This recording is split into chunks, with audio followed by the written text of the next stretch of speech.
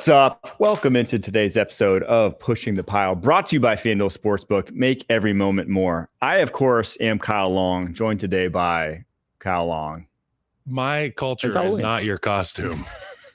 I just want to lead the show off with that. First off, you look great. Thank you. You look like you probably had to say no to about 10 advances from beautiful women on the way into the office. I did. You would be surprised how much the bald cap just attracts them. You know what? It's true. I mean, there's something about being bald that just people dig. So thanks for coming in here looking like me. I am, of course, just a free agent, just a guy maybe waiting for a phone call, ready to go. I got my sweats. I got my team-issued hoodie from last decade. Maybe you get a call. Who knows? You needed to do like the Carson Wentz. You should have worn your Chiefs shorts. See, what I did is I got rid of all my shorts. I kept all the hoodies because those who play in the NFL understand that these hoodies, these team-issued hoodies, they're like gold. So I have dozens of team-issued hoodies, game jerseys, but not enough shorts to go with the Carson Wentz mismatched free agent look. Well, we'll be getting to all those teams that you played for, the Chiefs, the Bears, a little bit later on. But nice segue. In our first off the ball, we're going to do some quarterback position injuries of note. We have Jordan Love, realistic that he's playing. We have Derek Carr set to return for the Saints this week against the Panthers, maybe a little bit too late, but big for them. And then Lamar Jackson, he actually sat out yesterday with back and knee injuries. He's a little bit banged up. What do we think of specifically Love and Jackson? Well, Love, obviously, you're going into what I consider to be the biggest game of the weekend, and I think we can all agree on that. Detroit and Green Bay. You're going to need to be firing on all cylinders offensively. And yes, I know Malik Willis has done a really good job, and Matt LaFleur is brilliant enough to scheme some things to get guys open for Malik Willis. But with Jordan Love, I mean, he gives you the best chance to win. I mean, if it's going to be a shootout, if Detroit's going to go out there and put 45 on the board, you can't tell me you're going to trot out Malik Willis. I'm interested to see how bad this thing is for Jordan Love. You'd be able to speak to it more than I would be able to, but I think if Jordan Love's groin is bad, he's not going to be able to run. Yeah. But Matt LaFleur can scheme all of the strengths to play towards Jordan Love's skill set this week. As it pertains to Lamar Jackson, you're going against a group that brings 7 with Denver. Mm-hmm. You're going to want to be able to give your guy a rest. I'm not as concerned with the Lamar Jackson stuff. I just think that's smart ball by Harbaugh, giving his veteran some time off going into a game, which you and I both know is going to be a physical one. So they're doing everything to keep their two-time MVP ready to roll. Crazy to say, though, as a Packers fan, just seeing what I saw from Malik Willis, I'm not, too worried if Jordan Love doesn't play. Now, I don't think they're going to win, but it's not the worst thing in the world should he not be able to play in this game against the Detroit Malik Lions. Some big snaps in a huge game. Because I think but also like they can run. When Malik Willis is in the game, their running game was one of the best, if not the best in the NFL when he was in there, just because he's so dynamic himself. They already are, the run blocking up front with Josh Jacobs. What they have there is a great situation. And so when Matt LaFleur goes deep in his bag with that running game, I've always been impressed with how he's dialed it up with Malik Willis and whatnot. So I don't think it's impossible for them to win if Jordan Love goes down. But obviously, Jordan Love does give you the best chance. I just worry about re-injury at this point. Yeah. We're at the point in the season where the groin is one of those things where if it does get re-aggravated, it can be worse. It's not like that rib we're talking about with Jaden Daniels, where it's like, can you deal with the pain? This is a muscle group that controls functionality and mobility and explosiveness. And not only does that limit his ability to run, but the groin can be used in the throwing too. Yeah, when it's when he had the MCL. You don't re-injure an MCL unless you have another hit to your MCL, right? Or another play that injures your knee. You still have stability if you have a brace on it. With your groin, though, it's kind of involved in everything. Yeah, you get off the toilet the wrong way, you could get your groin. I mean, as a guy who's had a groin injury, it's no fun. I mean, you get out of your car awkwardly and you could redo your groin. So I mean, you're asking this guy to go out there on the football field. I don't know how bad this groin is, but it is something that can be re-injured. And then it becomes a real issue in Green Bay. And you saw it literally in the fact is the worrisome thing is that he already he tweaked it early on in that game last week against the Jaguars and then tweaked it yet again already twice in the same game. When that's the case, I'm like, maybe there's something he's doing right now that I'm a little bit worried about him and that groin. All right, we'll get to that in a little bit. But first, Sunday, The NFL and CBS feature some serious showdowns. It's all gets started with the battle of 5-3 teams when the Lamar Jackson and the Ravens take on Bo Nix and the Broncos.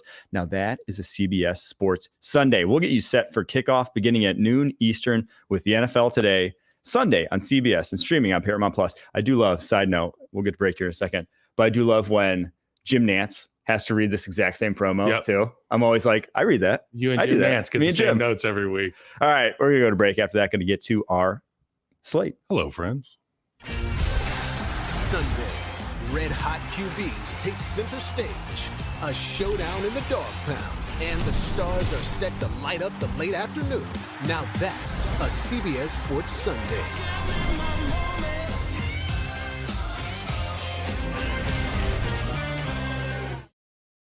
Hello, friends. We're back. And our locks of the week from a week ago were no bueno. Picked, shall we say. Should we just skip it? I wish. 0-3 for your boy. First one of the season. 1-2 for you. Season record still looking good, but it's hard to overcome an 0-3. The Carolina-Denver one, if I can just be salty for just a second. Bryce Young leading a 96-yard touchdown drive with 2 minutes left. Trash time. I could not believe that. All right. We'll get to our How about Green Bay? I mean, not covering 4.5. What gives Green Bay? They looked like they were going to cover early on. I was like, 2-1 looks way better than 1-2, and I'm stuck with the latter. Yeah. We'll get to our locks, though, at the end of the show, but that one got to be a tough pill to swallow, but we bounce back. All right, let's get to Thursday Night Football. Texans, Jets, 1.5-point favorites. Over-under is 42.5 points in this game. Well, because a few injuries of note, or not a few injuries, one big injury of note for the Texans, Stephon Diggs. We haven't really discussed it much this week, but ACL tear out for the season. That now leaves this Texans receiving core with a trio of Xavier Hutchinson, John Mechie, Tank Dell as your 1, 2, 3 there.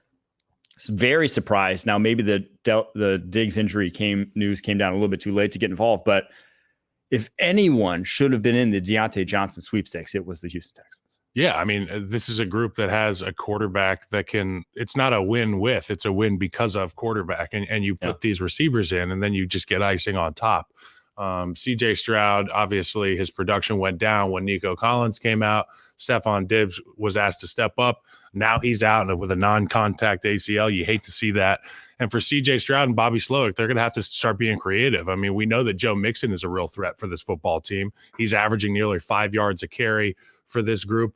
But you're going to have to be a multi-dimensional offense in order to win. Granted, they are playing the Jets, and we know that the Jets have been just absolutely caving in on themselves. I do think the Texans will be okay, even if it is without any star receivers. I still have concern for the future of this football team, though, if you don't have those guys on the outside. I agree. And as you see here in this one, they're going to be – Jets are still a talented defense. They get all the tick marks on that side of the ball. If on the offensive side of the ball, quarterback, offensive line go to the Texans, but receivers go towards the Jets.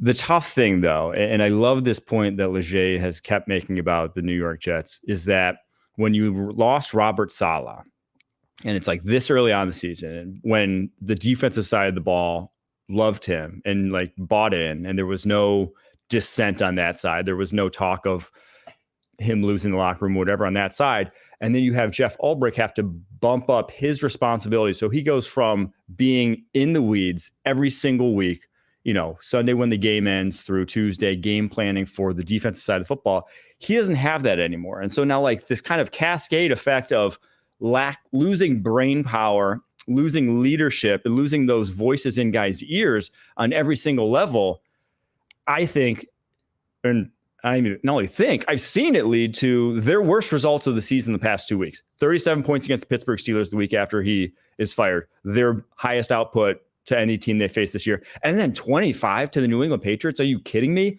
When Drake May goes down early in that game, that's not the Jets defense that we saw under Robert Saleh. Just flat out it isn't. So I think they have big, big regrets now.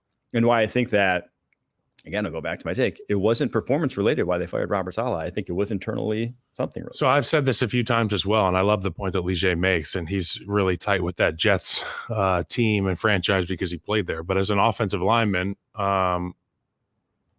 if you have an offensive line coach And his job is to teach the offensive line and get you guys ready every week. And then all of a sudden there's a firing at the top. And now the offensive line coach becomes the OC.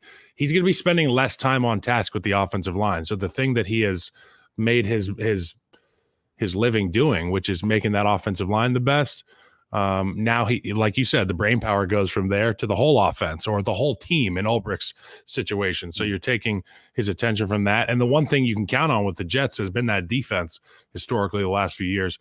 Now you have a question on that side of the ball. Couple that with the fact that Aaron Rodgers and this offense has not found the fountain of youth yet. You got some problems. All that being said, I still like the Jets in this one. I actually love the Texans in this one. Okay. So it'll be fun. I just think because the way Texans play defense, they live in a lot of single high. They are just going to give you one-on-one matchups on the outside. And they better take advantage of it because the edges of that offense are going to be in trouble at the offensive line going against that pass rushing unit from Houston. I mean, that we've been talking about Tyron Smith, that offensive line all year. I think it rears its ugly head against the Texans tonight. All right. Let's go to the Sunday slate. Patriots at Titans. We don't have to spend a ton of time on this one, but the Titans are somehow 3.5-point favorites, probably because they're at home. 38.5 points is the over-under on this one. Levis, limited yesterday. May, not practicing yesterday. Limited yesterday for May.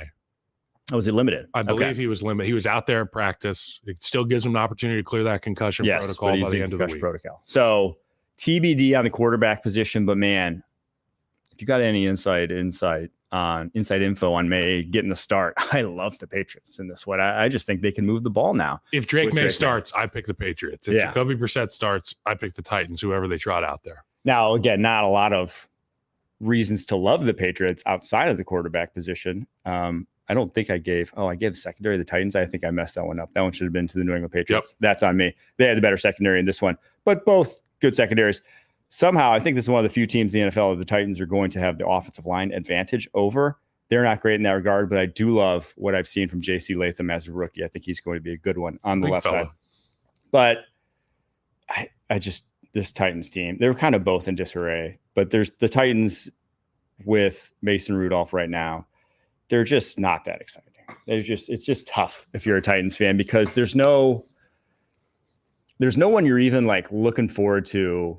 Like, oh, maybe they like a silver lining sort of plays for this season. Like if Will Levis isn't out there, just throwing out Mason Rudolph is just Will Levis is tough. At least exciting. Exactly. You know that there's going to be the emotional roller coaster when you get a guy like Will Levis playing. But you also do have the chances to make those big plays down the field. And with Mason Rudolph, the thing that people like about him is that the ball's out on time and he's experienced and yada, yada, yada. But I kind of like giving it to the guy that's a bit bipolar with his play. Yeah, I think when Levis is healthy, I don't even care if you think Mason Rudolph gives you a better chance to win right now. You're the sort of team where we're going to have more fun with Will Levis. You're giving the young guy every rep possible to know for certain heading into next April's draft whether you need a quarterback or not. And I think everyone thinks they do need a quarterback. I would agree with that sentiment at this very moment. But again, Levis has only had, 8 career starts or something like that. You just let him play a little bit more football when he is healthy. And then see. But again, I like the Patriots just because two bad teams to see a 3.5-point spread. And I like the Titans. So we're on both sides of the fight in both of these games. All right, let's go to the Saints at Panthers. Another one that Saints -7. Not a lot to get too excited about, but the Saints are 7-point favorites on the road. A lot of that's because obviously Derek Carr is coming back. A lot of that's also because Bryce Young is going into start number 2 in this new look Bryce Young era in Carolina.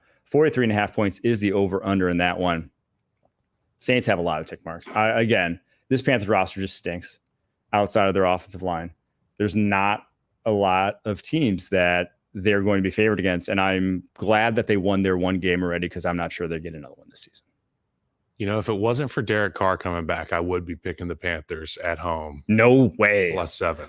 Well, if Dalton was playing and Rattler was That's what I'm saying. If that's the situation, but it's Bryce and it's Derek. So we have to make our picks on Wednesday. Really Tuesday night is when I make my picks for the HQ stuff. So I picked the Panthers in this one, Panthers +7. And I think I'll have my eyes burning a hole through the screen in that game. It'll be a lot of fun to watch.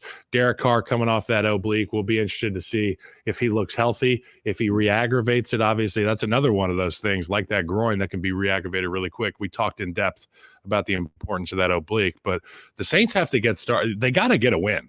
I mean, they are falling. They have fallen off the cliff. You know, they this game, I think you could see Dennis Allen fired after the game. I mean, they're at warp speed towards the earth right now, and they have to pull their emergency shoot against Carolina. Because that would be 7 straight. 7 straight. We crowned their asses at the beginning of the year. I will say some silver lining for the Carolina Panthers here. Jonathan Brooks, your second-round running back. The running back guy had his RB1 in this class.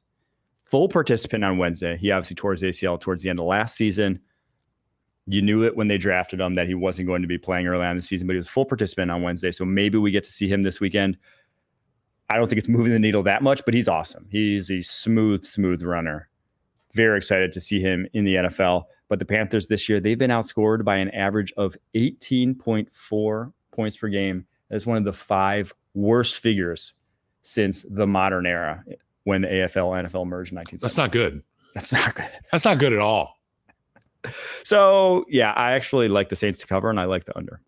It's actually Saints 7.5. Panthers plus 7.5. I'm feeling nicey. I still like the Saints to cover. Don't tail me on this one, but I like the Panthers. All right. Time for the coveted Helmets Stack segment, where we discuss the QB and receiver duos. Keep an eye on this upcoming weekend. This is great. Brought to you by Hellman's Real Mayonnaise. May a delicious dip be served hot while your quarterback plays cool. And no one played cooler this past week than Jameis Winston. Yep. In crunch time, the throw he made to Cedric Tillman for the touchdown. But I'm going Jameis Winston and David Njoku this week because against the Chargers defense, a little susceptible over the middle of the football field. And they play a lot of quarters. You get those gaps in between those quarters and the outside corner. He loves to hit those seams. David Njoku going over the middle of the football field. I expect him to have a big day in this one. Now, Harry may not quite agree with me. He's going Jameis Winston over 0.5 interceptions. I think both can be true. Both can be true in this. But both may be true. And I think they both will be true against this Los Angeles Chargers defense because Jameis will let it freaking rip, as Matthew McConaughey would. Yeah, he'll let it rip. I mean, he'll give you chances. And it's like, remember in Star Wars when the guy was like, execute Order 66, and a bunch of sleeper cells woke up and started killing people? Yeah. Well, when David Njoku heard Jameis was going to be the guy, like he activated himself because he knows he's got a chance. He knows that quarterback's going to take shots to him.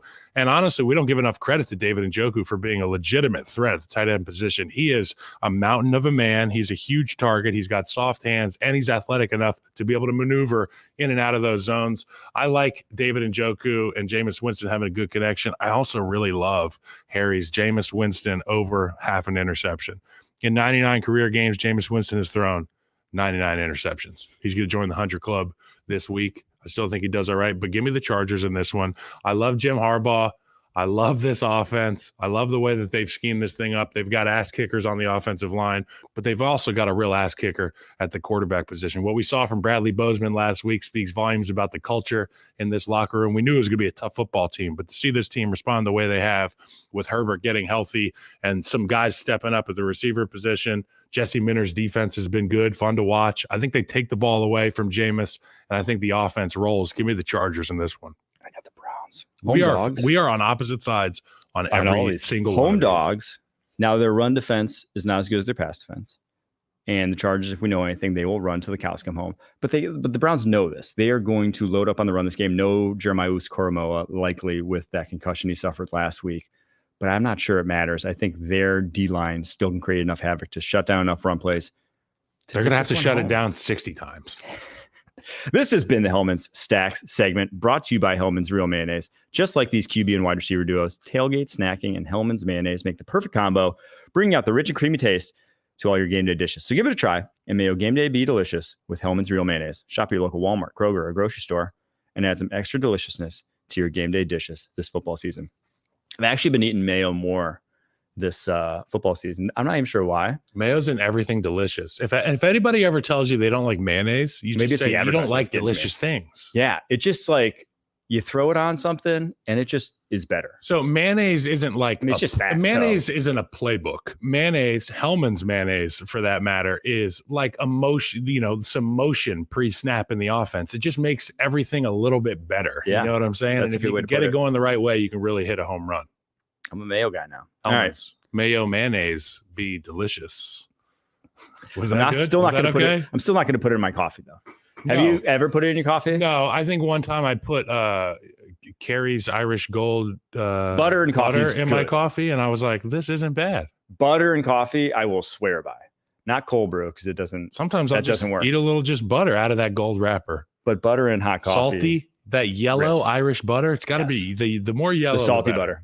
My brother just puts salt in coffee just like normally. He'll just salt. Okay. So I've also heard that salt, I mean, everybody knows there's been wars fought over salt, but salt in coffee, the salt wars. Okay. Look it up.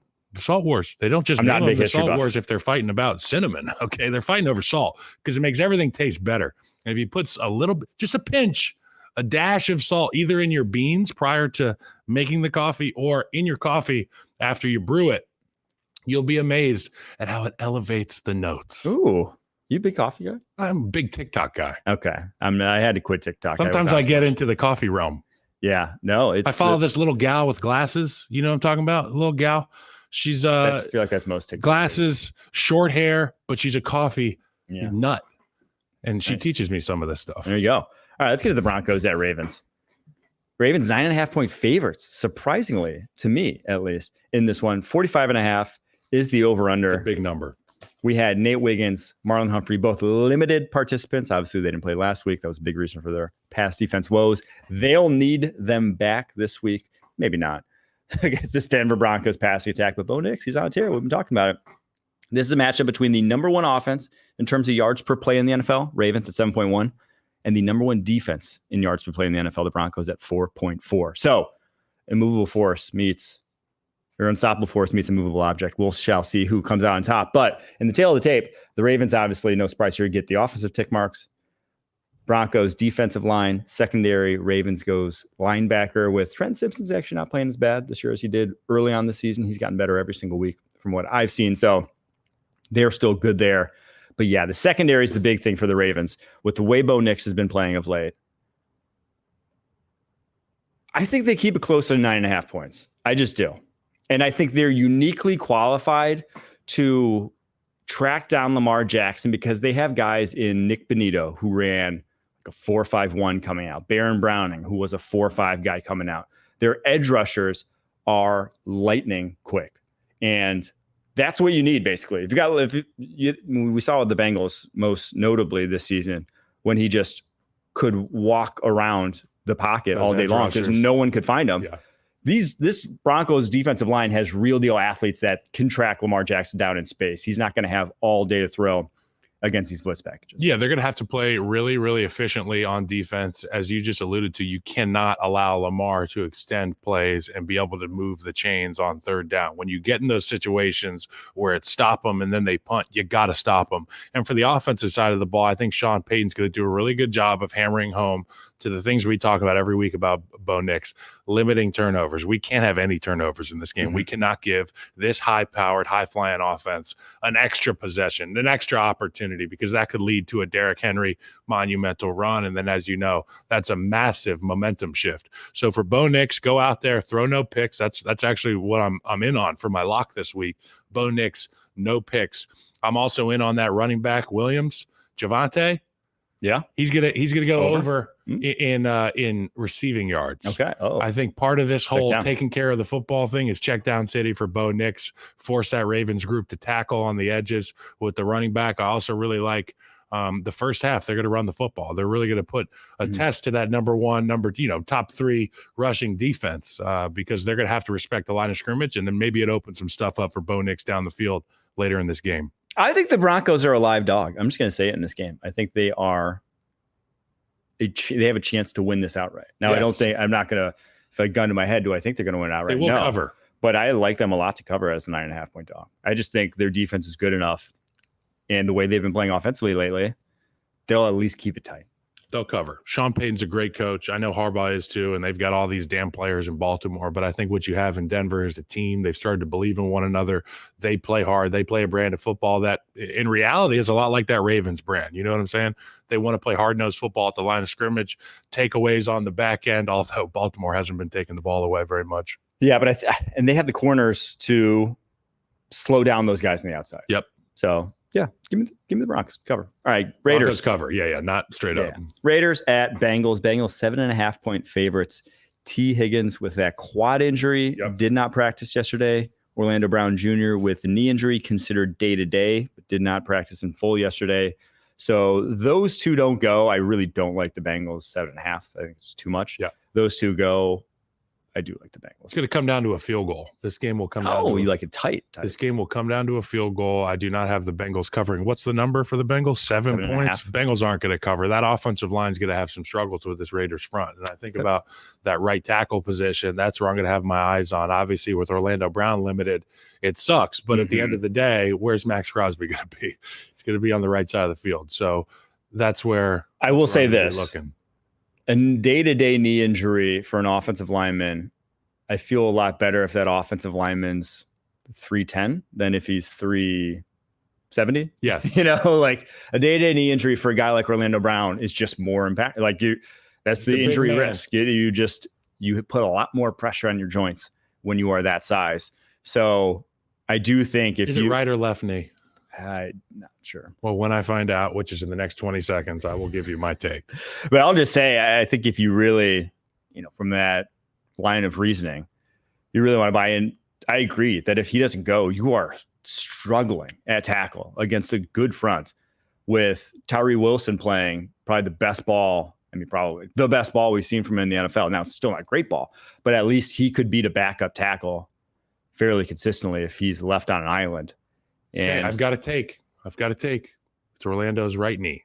Okay. That's his inside knee. Yeah. Your inside leg is your most important leg. That's your post leg. That's the one that you have all the weight on. So for a guy like Orlando, who's got to kick out of his stance off that right knee, watch out. That edge may be short this week. Okay, we're doing it then. We're taking Raiders to cover. Taking the Raiders to cover. I think the Bengals win by a field goal. There we go. All right, on to love getting the inside info right from the horse's mouth on the show. I didn't get it from Orlando. I got it from Google. Oh, we Googled. I said, which knee did Orlando hurt? And they said right knee. And I'll tell you what, if it's my left knee at right guard, I'm worried because I can't kick out. I can't explode out. All right, let's get to the Dolphins at Bills. Bills 6.5-point favorites here because they own the Dolphins. Josh Allen 12-2 against the Dolphins in his career, 42 total touchdowns. So he's averaging a cool 3 a game. Just did that quick back of the napkin math. That was good. 49.5 points is the over-under. I really hope this is offense, right? It didn't come to fruition the first time around. That was the game that Tua ended up getting hurt on. Interceptions is what we saw then. Yeah. I want to see both teams' final scores end with 3s. And I want to see a shootout. We haven't had enough shootouts. That would be really good. It would be cathartic for football fans to see the Dolphins have a fireworks type offense. How many true shootouts have we had in the NFL this year? I can't. You could probably count on both hands. Maybe not one hand. Yep. It's probably been about 6. I think about Tampa and Atlanta in prime time shootout being the one that comes to mind first. Cincy, Washington. Yep. Shootout. There hasn't been that many. Atlanta, Tampa again. Tampa's had some fireworks games this year, but gosh, who else was a shootout? Just not enough shootouts in the NFL. We need to get back to those days, but I hope this is one. And even still, I can't pick against the Bills because they do, for all intents and purposes, own the Dolphins, and especially up front, man. They will have their way with this Dolphins defensive line. Yeah, I think they run the ball effectively. Obviously, I think Josh Allen has a huge game. He always does against the Buffalo Bills, but I think this is a game where you want to establish dominance early, and I think that offensive line is going to be begging to run the football a little bit, get out of the stadium early. How do you do that? Run the ball. Keep that clock winding. All right, let's get to the Cowboys at Falcons. Falcons 2.5-point favorites. 51.5 points is the over-under. Still no Micah Parsons for the Dallas Cowboys. Tell the tape says this. This is a weird line. Not a lot going the Cowboys' way if they don't have Micah Parsons, if they don't have DeMarcus Lawrence, they just have their roster as it is right now. They only get the quarterback tick mark. Now, I think they're pretty evenly matched in the trenches. I don't think either of these defensive lines is anything special. Evenly matched at linebacker, but I give the Falcons a tick mark in the secondary with how they've played this year, and obviously have some real high-end players there in that unit. I like the Falcons a lot. I love the Falcons. I just like a lot in this one. This is my best bet on HQ this week. I am 7-1 on best bets. Woo! So this one, I would say, come on with your boy.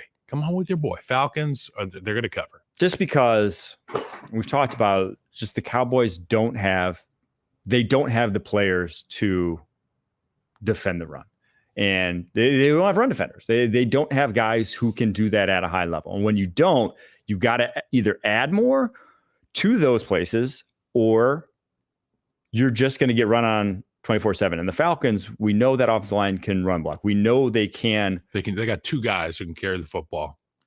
We know they can pound the rock. If you give them, against lesser run defenses, they will just go for 150 in the blink of an eye on you on the ground.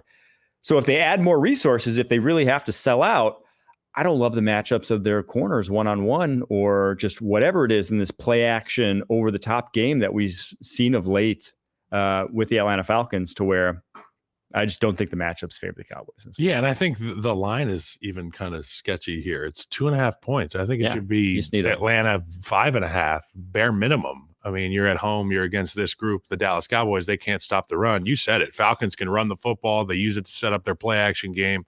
Kirk Cousins and this offense look pretty good. It's that defensive side of the ball for Atlanta we have questions about. But look, it's not going to be one of those games. And they have a guy in AJ Terrell who can at least go toe-to-toe with CeeDee Lamb. I don't think anyone shuts down CeeDee Lamb, right? Like, he's going to frustrate him enough, right? Because he is to where it's not gimme. He is their passing offense. Just no one else has emerged as a viable number 2 yet in that offense. It just, unfortunately for the Cowboys, they thought maybe Tolbert would. He has not. So with that being the case, I do like the Falcons a lot. We both do. All right, let's get to the Commanders at Giants. Giants 3.5-point dogs at home. 43.5 points is the over-under in this one. And the Commanders, they got the more talented side, especially at the quarterback position right now. Now, I give the Giants and their receiving core a lot of credit. That unit is pretty scary from what I've seen on tape this year. Darius Slayton looks like he's playing the best ball of his career. Yep. Malik Neighbors is, man, I just like from watching him and how he gets open, I'm ready to say irresponsible things about where I'd put him in the hierarchy of NFL wide receivers. Wow. He's that good. I mean, top 5 sort of wide receiver in the NFL right now. I'm not sure that's even that hot. He's every single week he's getting like 8 catches. A freak show. He really is. Just if he can get rid of some of those drops, and some of those, he's got a lot at this point in time. I think 5. You got to protect Daniel Jones though in order to get him the football. So that's the biggest thing, is the offensive line tick mark for the Giants there. It's bad. But on the flip side of the ball, their defensive line can give this Commanders front some issues as well. So I just love the Commanders this one. I don't see, the first time around, the Giants didn't make them punt, right? It was a close game because the Commanders kept kicking field goals, and we saw them struggle with that a week ago too with the Chicago Bears. But when you don't make them punt, it's hard for me to think that you really had their number in that game, even if it was close at the end. So I think the Commanders punch in some of those this time, and I think they run away with this. I've actually scored a touchdown in the first quarter. I think this thing's done. So. Yeah, I've actually taken this one all the way up to 8.5 right now, because I think it could just be like a runaway. Yeah, it could be a runaway, and it's not like one of these groups where they rely on Jaden Daniels for all their points. I mean, this football team can run the ball effectively too. This offensive line has proven to be better than we thought they were going to be in the beginning of the year. The defensive front obviously pretty good as well, getting after quarterbacks. I love the Commanders in this one, and I feel bad for Daniel Jones, man. It's like every time we think that we get a guy like with Malik Neighbors, you get Andrew Thomas. Now Andrew Thomas down, Malik Neighbors some drops last week. Nothing goes right for Daniel Jones. It just the cycle continues in New York. Need Tyrone Tracy, though. He didn't practice yesterday, but I loved his tweet earlier this week. He said, "Would you believe me if I said this only my second year at the position?" That's wild. It's only his second year playing running back, and he looks as good as he does right now. So the Giants receiver, Tyrone Tracy, the running back. Was he a receiver? He was a receiver, yeah. So he started at. I know he's a running back now. Sorry. I think he started at Nebraska. I want to say a lot of these guys were quarterbacks. Receiver. Like I played with Jerick McKinnon in Kansas City. He was a quarterback, and I'm like, I can't even imagine the offense with him at quarterback. And so he actually transferred 1 year, 2 years, transferred to Purdue for his last 2 years. Transferred to play wide receiver, and then they moved him to running back his very last year. Gotcha. He's explosive, man. He's got real juice. Of an athlete. He's got juice. Yeah. All right. We're going to take a quick break, but after this, going to get to the 4 p.m. slate. Saturday, CBS Sports with two big games. First, undefeated Army looks to ground rival Air Force. Then it's big time. Number 1 Oregon takes on defending champs Michigan. Saturday on CBS and streaming on Paramount Plus. Oregon at Michigan. You worried about that? No, not at all. Not at all. Dave Portnoy, I'll bet you $1 million. Straight up money line. Is it at Michigan? Yeah, that's why the Big House. Oregon's not used to those Big Ten road games. Stop it, dude. We went on Ohio State. We were going to do that at home. Michigan, it was at home though. They were at Austin. Michigan sucks this year. Okay, they suck every year. Michigan sucks so bad that I heard Portnoy say that Ohio State would be cowards if they beat Michigan in a down year. You know, like they should just forfeit the game. Incredible hedging there. All right, but the Bears at Cardinals. $2 million. 1.5 point favorites. Arizona Cardinals. 44.5 points is the over/under. Some notables: Jonah Williams designated for return this week at right tackle for the Cardinals. Jaquan Brisker, though, he's still in concussion October protocol. 6th. That's scary. Some guys, these concussions, they affect some guys differently, man. Yeah. Tail of the tape. Nothing surprising here. I think we all know Bears get every single defensive tick mark. Receivers go the Bears' way. But quarterback, offensive line, give it to the Arizona Cardinals. Kyler's been playing some good ball of late, especially down crunch time situations. They've had 3 comebacks when trailing after 3 quarters this year. They only had 3 comebacks when trailing after 3 quarters in their previous 5 seasons. Yeah, he's locked in. He's revitalized this Cardinals team. And I think it's because the guys around him have proved to him that they're bought in. Yeah. I mean, I love Trey McBride. We love James Conner, the way he runs the football, his ability to be involved in the passing game. And I just think the effort you see from these guys tells me that Kyler has done things that we can't see that have earned the respect and the trust of his team. And I think we got to give a tremendous amount of credit to Kyler because we have at multiple junctures in his young career have roasted him for some stuff. You know what I'm saying? So you get the opportunity to go out there and lead your football team in a competitive division. I give him credit. I'm worried about this game for the Chicago Bears after all the infighting this week and all the pointing of fingers, from the leaders, not just random guys on the team. I'm talking leadership, DJ Moore, Cole Kmet, Jalen Johnson. These are the big names on the team. And even this morning, I was watching film back from that Hail Mary, and it was Caleb Williams getting Eberflus off the field, so there wasn't a penalty. There's a lot of stuff that just doesn't smell very good to me with the Chicago Bears right now. Now, I still love the Bears.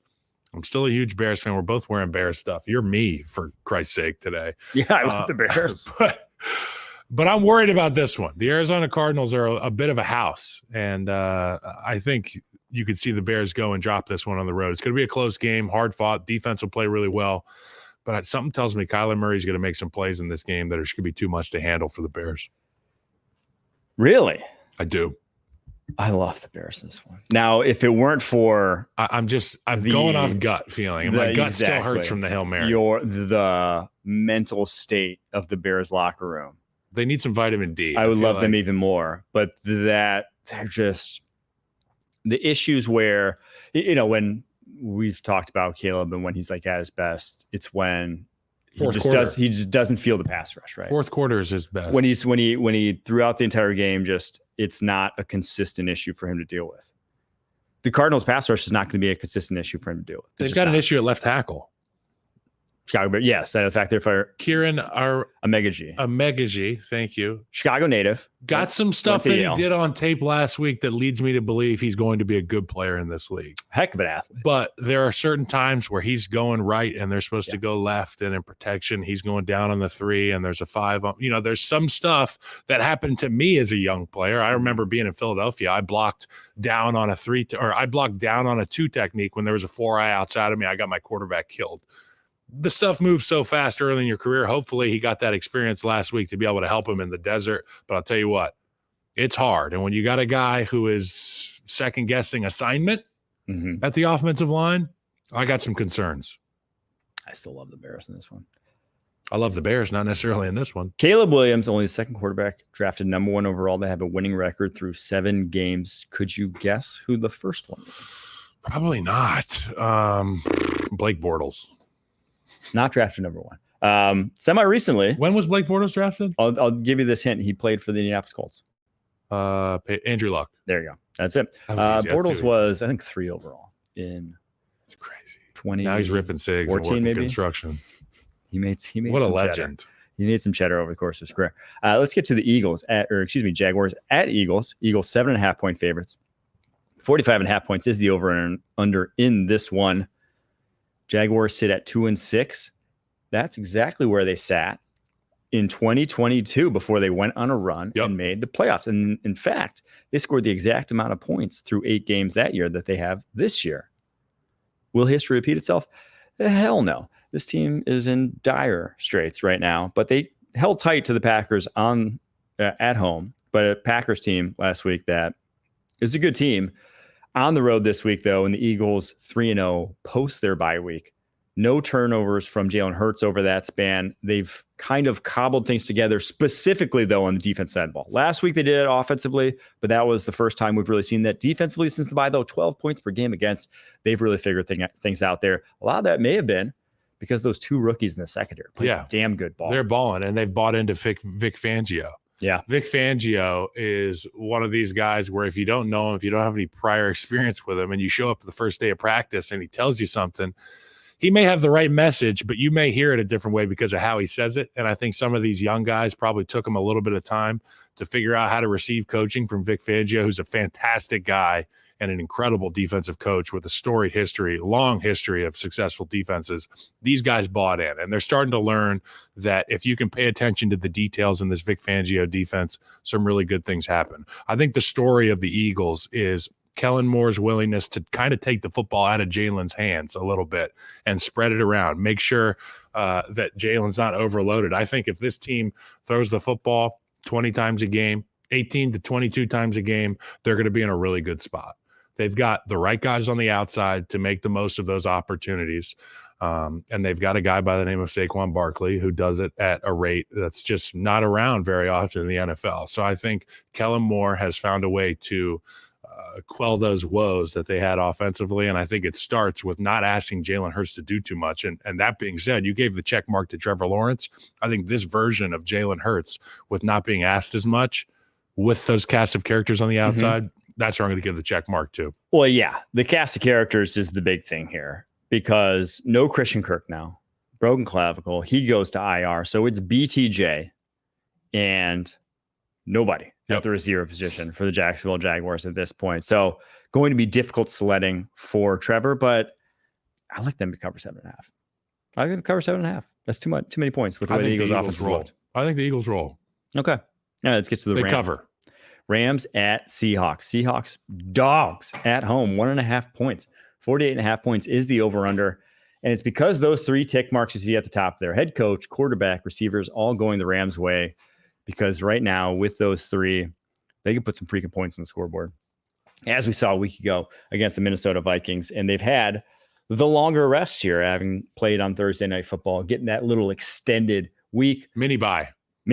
I love the Rams in this one.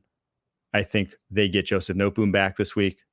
More enforcements for that offensive line. I think he slots in at left guard, where Justin Didich was a little bit of a liability, shall we say, in pass pro. Just shoring back up some of these issues, and they've already been playing better up front on the offensive line than they were really early on in the season. That's just going to be another guy that, against the Seahawks team that really doesn't have a dude as a rusher yet. They have some guys who can maybe get the job done one-on-one, but they don't have that guy. I really like the Rams in this one. Yeah, I love the Rams as well. And if they can find a way to stay healthy in that receiver room with all that they ask of those receivers, this team will be dangerous throughout the rest of the season. They'll only get hotter. The defense has been playing better. They've gotten a ton of production out of their young guys on the defensive front. I love what they've done. They bought into Sean McVay. They don't look at the record. You know, they show up every day and they work. And I think it shows up on film. This team's a confident bunch. And with Matt Stafford, Sean McVay, and those 2 receivers, I love the Rams this week. Yeah, we're in an agreement there. All right, Lions at Green Bay face the Packers. Game of the week, many are saying. I'm saying it. Realistic, we said, for Love to play Sunday. If he does, I'm giving them the tick mark quarterback. If he doesn't, well, you got to give it to the Lions. Receivers go the Packers' way, but backfield, O-line, give it to the Detroit Lions in this one. Again, no Jameson Williams going to be playing with that suspension. Defensive line, linebackers go the Packers way with obviously no Aiden Hutchinson in this one, but then the secondary give it to the Lions. So, I mean, if fully healthy, they're close. I think the Lions are a better team if they had Aiden Hutchinson, but I think you take him out of that. I just don't see how they get to Jordan Love consistently. I just don't. And if that's the case, and just even going back to last year's games, one, they housed him on Thanksgiving, but the one prior to that, I was in the building. Aiden Hutchinson took over the second half of that game. They were lining him up and down the line of scrimmage, getting pressure on Jordan Love in that one, and that's why they couldn't complete the comeback after starting down in a hole early in that first half. With him not there, I think they would have made it a different game even last year. And so because of all that, I like the Packers if Jordan Love plays. I do. Everybody's concerned with Aaron Glenn's ability to get to the passer without Aiden Hutchinson. Well, you know what? I'm going to flip it on its head. I'm going to say they should go with that defense that we saw against Patrick Mahomes and the Kansas City Chiefs, where it's just a ton of guys in the secondary, ton of guys at the second level of the defense, and we're going to force you to be perfect every single time. Jordan, yeah, sure. Go back there and bake a cake in the pocket. We know you're going to make a mistake eventually. Let's throw us one. That's what I think the Lions should do. Yeah. Because Jordan Love's good to throw you one. That he is. Maybe two. And if you got enough guys back there on the back end, the number could be three. And I think that Detroit still finds a way to score at will, even without Jameson Williams. We've seen it. We saw it from the special teams last week. This team can go all three phases, play complementary football. I like the Lions in this one. It's not just because I'm a former Chicago Bear. It's just because I think the Detroit Lions are the best team in the NFC. Give me the home dog and give me the over. I think we see some points get put up. Yeah, give me the over for sure. Scoreboard. 48.5 points is that number. Colts, Vikings. Vikings 5.5 point favorites at home, even though Joe Flacco will be playing in this one. 46.5 points is the over-under. Bernard Raymond may not play, though. Suffered a concussion this past week. That would be big if the Colts are without their left tackle. Yep. Because that's the only tick mark they get in this game. I gave them the offensive line tick mark. Even if receivers, I think, is pretty close. Are we going to see Cam Robinson? I don't know. That's a great question. Because it's not like receiver where it's like, well, you know the 9 routes and you know that it's a run play here, so just go block the most. Like offensive line, particularly tackle, there are so many rules you have to be in tune with, and not only that, Cam Robinson hasn't been playing, so it's knocking rust off mentally and physically for him. So we saw David Questenberry play last week when Christian Darrisaw went down. He's not like god awful over the course of his career. So I don't know if they have a necessity to rush Robinson in there. I remember when David Questenberry beat cancer like 10 years ago. What a badass. Yeah. Shout out to David Q. San Jose State, I believe. Let's see. Where was it? I believe he was a San Jose State guy. There you go. San Jose State. Yeah. David Q. Badass. Good for you, man. He was 2013 draft. Yeah. Elephants don't forget. All right. Or something like that. I want to like the Colts in this one just because they're I want to love so the much Colts. Better. But I think my gut says the Vikings score a lot of points in this Colts. Yeah, I've got the Vikings. I think they do cover, and I do think it goes over in this one. I think it goes over. I think Darnold has a good day, and I think Flacco comes out there with a group that's inspired by that coach's decision to sit Anthony Richardson down and tell him to go learn some stuff, which is totally understandable and within reason. Joe Flacco gives his team a better chance. But if I'm on that offensive line, if I'm part of that offense, I'm really excited at the chance that a guy like Joe Flacco gives us against his Vikings team. And if we can beat the Vikings on the road, we can beat anybody. Okay, here's a hypothetical. Joe Flacco goes out and he plays like ass, right? He goes 2 picks. 10 for 32? I mean, he's not going to go 10 for 32, right? But if he goes, 16 of 30, 150 yards, 2 picks, is it one and done? Do you go right back to Anthony Richardson?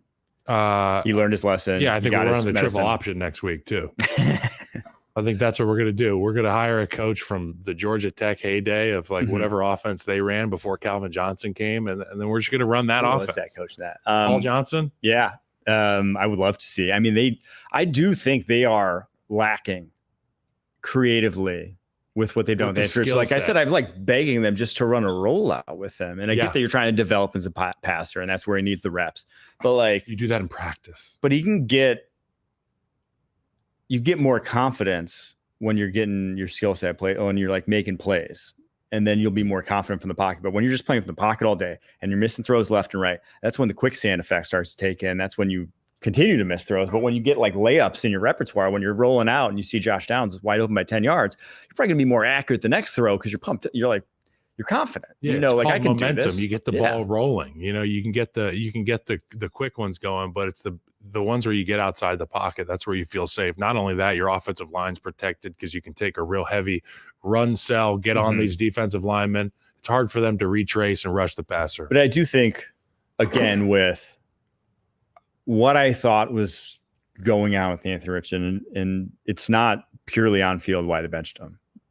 I think we went over this in depth yesterday, but I think one game would be enough. If Joe Flacco really doesn't look good, I think one game would be enough to send the message that needed to be sent to Anthony Richardson to be like, hey, it's Monday through Friday. If he doesn't have a great game and he doesn't have a terrible game, he has a meh game. Yeah. I think he'd be back there again. I think you probably keep Flacco out there then.